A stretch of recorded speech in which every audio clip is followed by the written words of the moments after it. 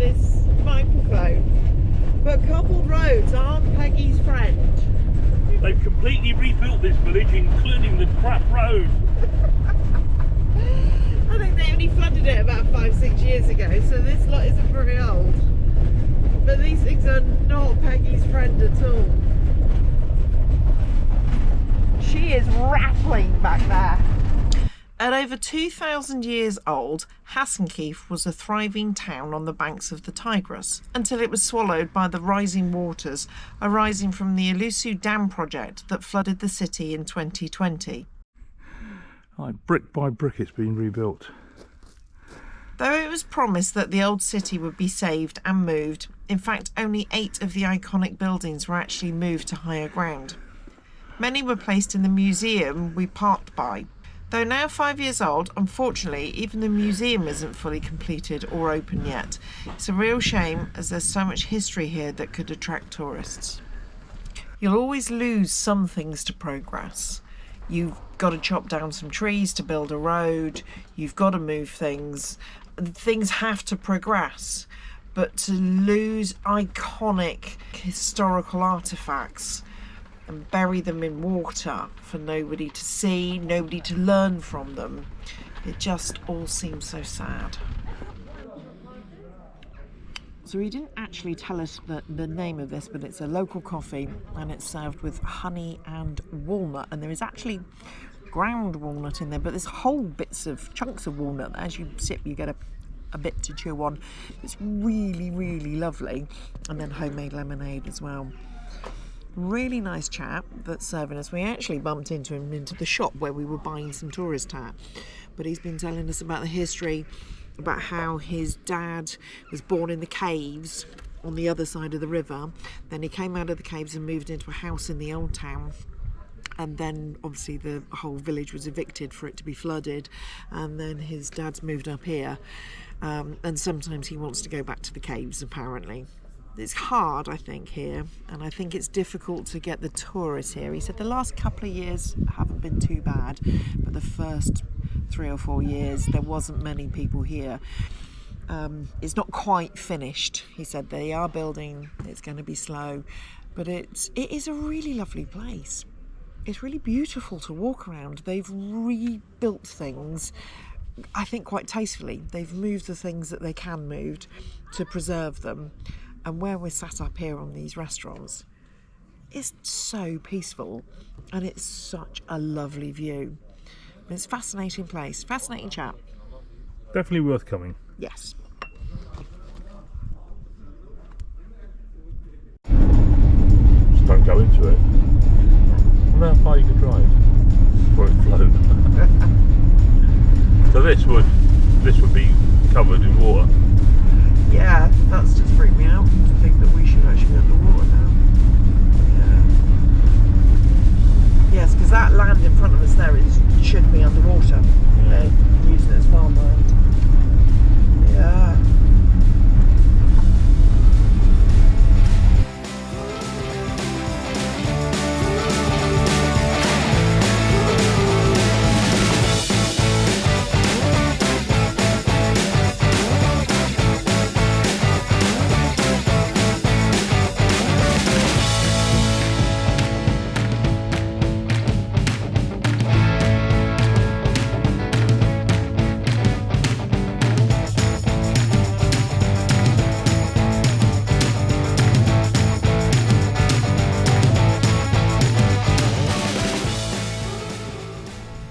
Morning all. Morning, folks. So after that epic drive on that brand new tarmac road, we came to this stop sign.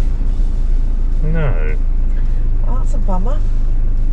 And we thought it was completely and utterly shut. So we sat there and went, oh look, there's a few caves, let's go and have a look. And as we were walking around, just looking at the caves on the hill here, a bloke turned up in his car and said, where are you going? Do you want to go in there? I'll drive you down there. And he unlocked the gate and drove us down to here. There are security guards here, there's a couple. Yeah. But it is actually open for pedestrians. So I think we've probably parked in the car park and we got a lift down. And this is incredible here. There is so much. I mean, you can see the houses on the top of the hill. There are houses everywhere. So this is the old cave town.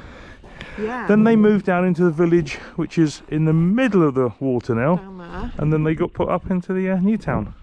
So when you say they live in caves, some of the little caves we've seen, you think, oh, okay, like that. But this cave complex is incredible. It's huge, isn't it? It's like a mini Cappadocia, but we've got it to ourselves. And the security guard. He probably wants some money in a minute, so we'll pay him in a tick, and then yeah, we'll carry on. So we thought there'd be a few caves here, and not a lot more. And we thought we'd be here for half an hour. We paid our €5 each, which is really nothing, £3 or £4. It's huge. Absolutely huge. I think we're going to be here all morning, aren't we? Well, it's Christmas Eve, and we had plans to get to Mardim. for today, to get some washing done, and then to have some dinner and have a day off tomorrow, Christmas Day. But I don't think we're going to get there till late, which means that we're going to have 2 nights there, 3 nights there, just to get some washing done and have a day off. This is incredible. Yeah, So not much just of it up there. There's so much of it. And the guys, there's 2 guys, the guy doing the building, the renovations, who brought us down in his car, and security. And security asked us if we wanted a cup of tea or coffee afterwards. Just go and see him in his hut, he'll make us tea. They are all so friendly, and they just love the fact we're here. Nobody else. We've got the whole museum, this whole thing to ourselves. Well, I should imagine, because the gate is just a closed gate with a sign saying "Do not enter." Or it's in Turkish, but it looks like it says "Do not enter." It's a no entry sign.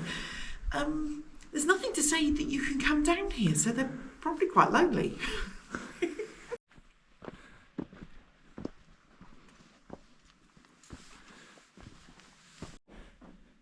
This is a cool cave. I'm sat on someone's sofa. That's a weird feeling. But there's another room. Obviously somebody's filled it up with grasses. Another room over there. You can see there was a wall. Oh, I've just noticed the little light holes at the top there to let light in. You can see that's man-made, isn't it, that bit of wall? And then just keeps going. Rooms here, sand. All the way up, sandy floor. What? Yeah, this is all bricks and man-made stuff, but this is the original cave. And then obviously as tools progressed, they made things more comfortable. Looks like a fireplace in there as well. Yeah, I wonder, a fireplace, but I wonder also whether that was an oven. Oh, maybe. And then there's cutouts. This is quite a big family home, I think, this one. They're saying on the sign that there's different sizes, obviously, depending on how big your family was. But the rock's really pliable, so you could cut as much as you wanted out of it. You can see the cut marks. I mean, it must have taken a long time. But there was obviously cave-esque things here for them to dig further into it. And it's so warm inside these caves. You step in and they're really warm. I still don't like caves. So right at the very top of the hill here is the mosque and the graveyard. But what worries me is that all the caves are below it. So your dead are above you. Not something we do in the UK.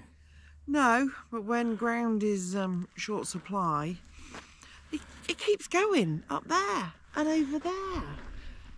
All the way up there. I mean, it's huge. This place is absolutely huge. And it's not on any map. Really, it's not on a... I did zoom in and you could see that there was like the castle and a mosque, but I was expecting to come over here and see a couple of ruins.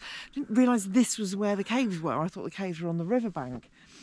So I wasn't expecting all this. If you come to Hasankeyf, come over here. This bit's cool. And there's some pretty new graves here as well. Well, 1961. It's not that new, but yeah, it is incredible. This is huge, this graveyard. Every one of the stones is a grave. In the Islamic way, we've seen a few graveyards like this, and there's stones, and there's the Queen of the Castle. Absolutely phenomenal views from up here. I'm actually standing on the roof of the mosque. There's stairs leading up to it. It's not like I scrambled up or anything.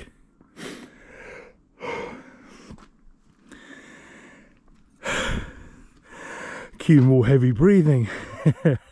There's a lot of stairs to go up here. That's another little mosque there.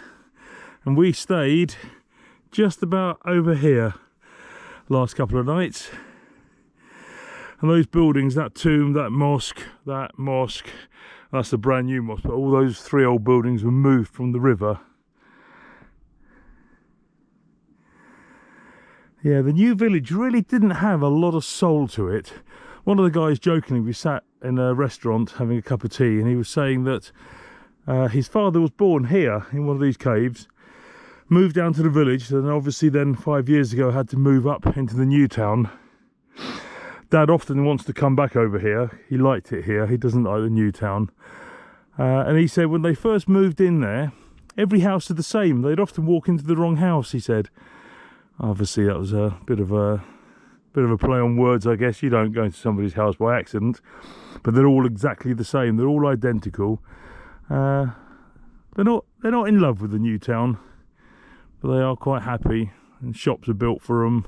It's just a shame that the visitor centre isn't properly open. When it is, it might be a real buzzy little place. This is known also as the mini Cappadocia. So Cappadocia, that we're going to go to yet, is bigger than this, and I mean this is just enormous. Yeah, absolutely wonderful. If you are ever here, it is worth the trip. I mean, that road that I showed you earlier is an awesome trip. Very steep for our poor old Peggy. But I think the boat trips come from where we were staying. I think they come over here. I'd like to have done a boat trip. I like a boat trip, but yeah, nothing running. Well, we're underneath the mosque. It's a huge rooms under here. I've got my torch on, but you can't really see a lot. There's a hole here for another room under there. It's huge, absolutely huge. I've got no idea what you do down here. I see Claire's got her decent climbing boots on, made by Riker for walking on high streets.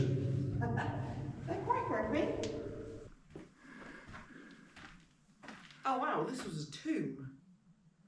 That was a Looks like a coffin, doesn't it? Coffin or sarcophagus, they called it, but yeah. Another one here, and there's like two here on the floor. So and there's one behind you as well. I'm kind of walking on the bits between. It's very soft ground in here.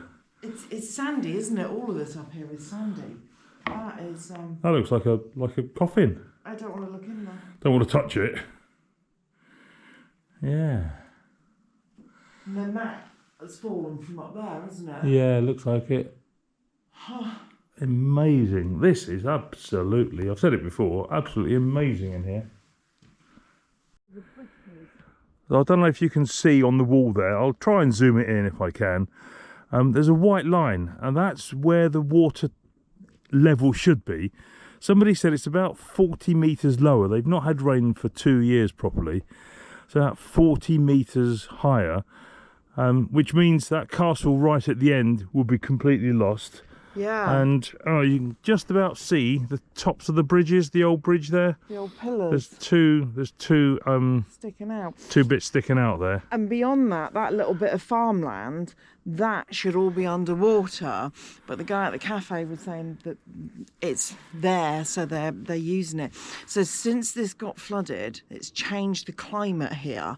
And he said since then it's not gone below zero. It'll meet zero, but it's not gone below zero. So they're not getting the snows on these mountains, and they're not getting the rains that they should do. So the water level is actually dropping. But it also means, as well as, you know, they're not worried about what happens here, but they're not getting the rain for themselves. They're in drought. The land isn't being watered. So here's one of the caves. You can see the little alcoves that they cut in, obviously for putting, I don't know, candles or something like that. There's a little sofa. This is man extended here, and then there's a second room. There's another little sofa there and a couple more shelves. There's the fireplace. Now if you come around here,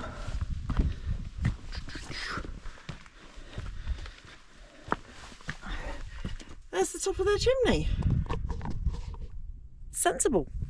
So the caves and the housing system in the village is one thing, but the rock formations are just stunning here. The views are amazing.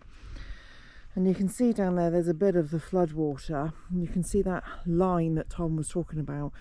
But here you can see where it has flooded and left sediment. Yeah. And that's the edge of the water, and it should be all the way up there at the top of that white line. Well, that's the highest point it's got to, I'm guessing. Some of them had proper cool little entrances. This is Diddy. Oh, this really is Diddy, this one. Not even a sofa.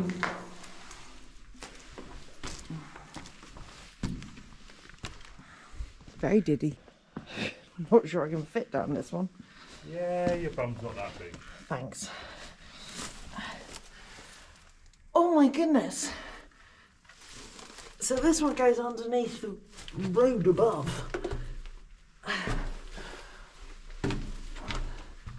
Oh, I don't like this.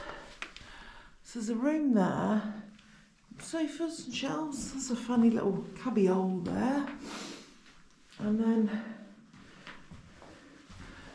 there's another room, which you probably can't see, but big enough to fit a double bed maybe, that kind of size. And then I'm going to guess that was a fire with this chimney out.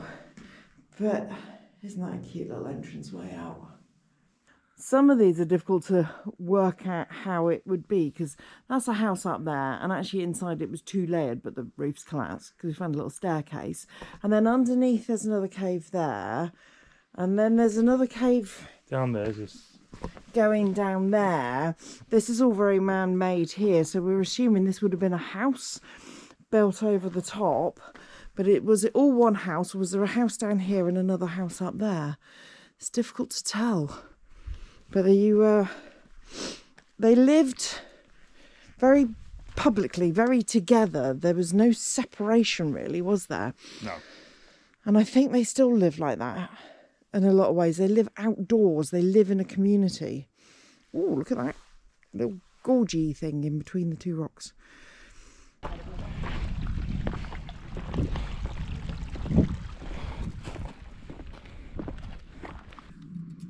As we came down off of the main mound of caves, there's a lot of men here, a lot of very official looking men.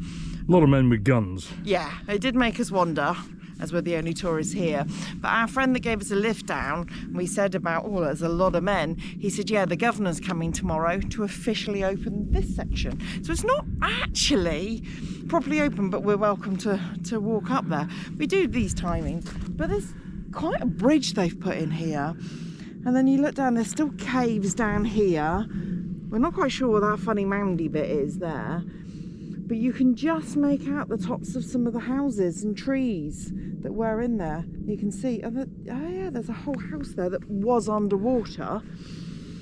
And you can see how much the water damages it. You can see where the water comes up on the upright of the bridge. Yes, you can. So it should come all the way up to there. So all of these caves in front of us should be underwater. It will be underwater. All the way up to that line there, yeah. You are beautiful. Yes, you are, but I'm not going to poke you because I really don't want you to. Oh, I don't want your teeth anywhere near me, I'm afraid. No, I don't. Oh, you are so cute. They're really fluffy. Can I have one? Can I have one? Can I have both of them? Oh, look at your eyes as well. Your eyes are blue. So this is the new area that's been opened by the governor tomorrow. That's the man who drove us this morning from the entrance. He's been working here for over 10 years. He was part of the team that moved the mosques that we slept in the museum From here, they've put these great big plinths here as a kind of reminder as to where they were. Can't really work out why they're domed though. Maybe I'll do some research.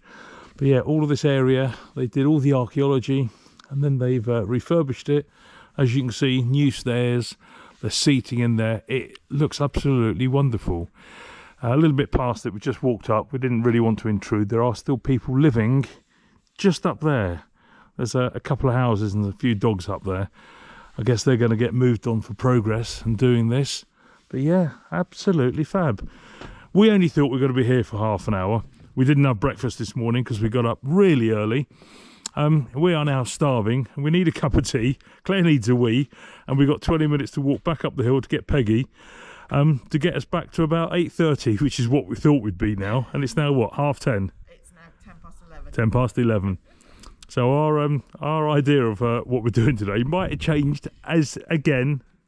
See, this is why we don't make plans. Yeah, right. They go wrong. Let's do the onslaught of the officialdom, and then gonna walk up to Peggy. That has got to have been the best €5 I have ever spent. Yeah, I agree. This is value for money. We've done it quickly. There is so much more to see. You could have climbed higher, could have gone down the other side further, and then once it's open round the other side, you can go up inside the caves. That'd be brilliant. That was going to look lovely when it's done.